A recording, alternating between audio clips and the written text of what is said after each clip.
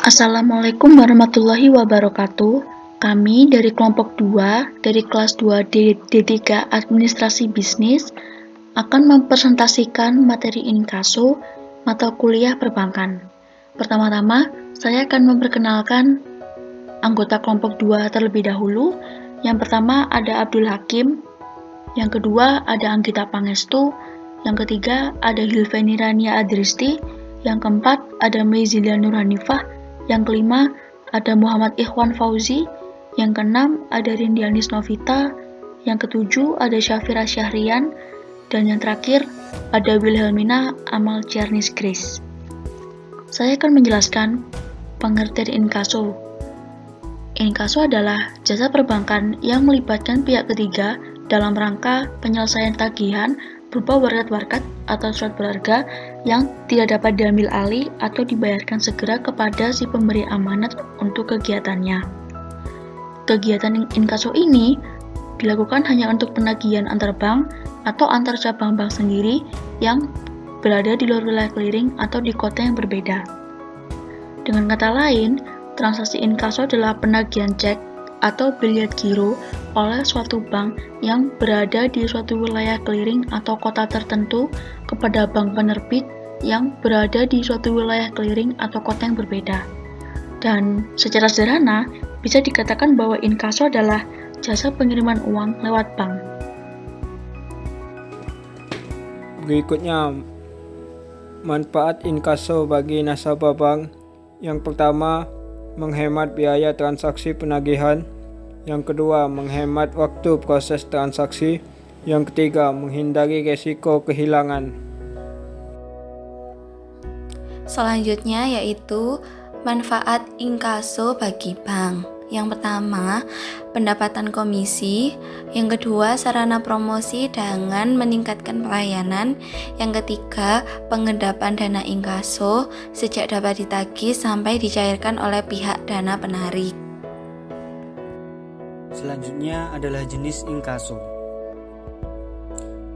Dilihat dari jenisnya, inkaso dibagi menjadi dua jenis. Yang pertama warkat inkaso tanpa lampiran, dan yang kedua adalah warkat inkaso dengan lampiran.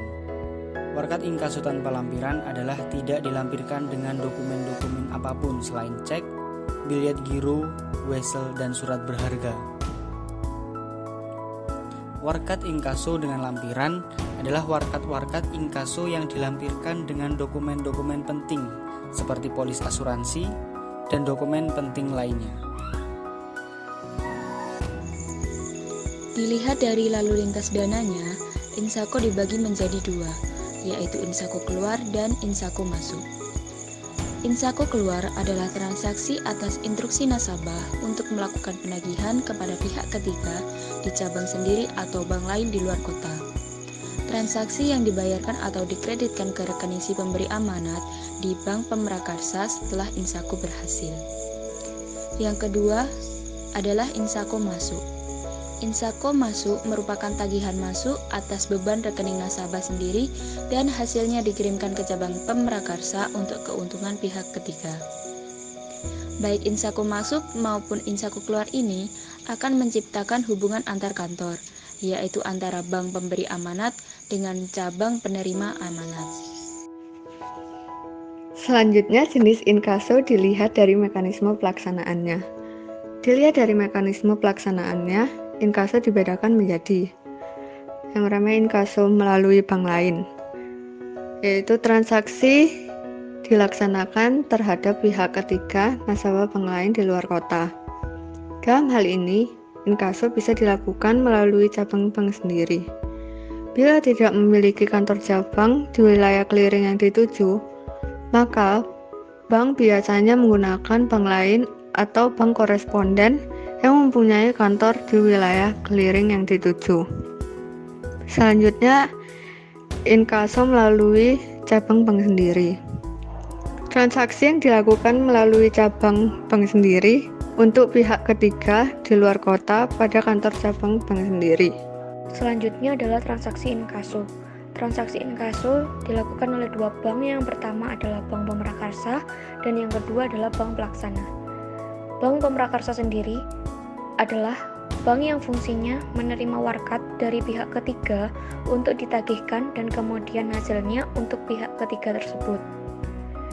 Bank pelaksana adalah yang melaksanakan penagihan kepada nasabah atau pihak ketiga berdasarkan amanat dari pihak cabang atau bank pemrakarsa dan hasilnya untuk keuntungan pihak ketiga nasabah bank pemrakarsa tersebut. Selanjutnya, proses inkaso. Ini gambar dari proses inkaso. Penjelasannya, yang pertama, Tuan Alvin membayar warkat kepada Tuan Tony. Dan yang kedua, Tuan Tony sebagai nasabah Bank Mandiri Surabaya mengirimkan warkat ke Bank Mandiri Surabaya untuk ditagih. Dan yang ketiga, Bank Mandiri Surabaya mengirimkan warkat ke Bank Mandiri Malang yang merupakan penerbit warkat dari Tuan Alvin sebagai nasabah. Yang keempat, Bank Mandiri Malang akan memeriksa kebenaran warkat dan saldo nasabah dari Tuan Alvin. Apabila mencukupi, akan dikurangi saldo debit dari rekening Tuan Alvin. Nomor 5, penyampaian hasil inkaso ke Bank Mandiri Surabaya dan pihak bank akan menambah kredit saldo dari Tuan Tony. Sekian presentasi dari kelompok kami. Ada kurang lebihnya mohon maaf. Wassalamualaikum warahmatullahi wabarakatuh.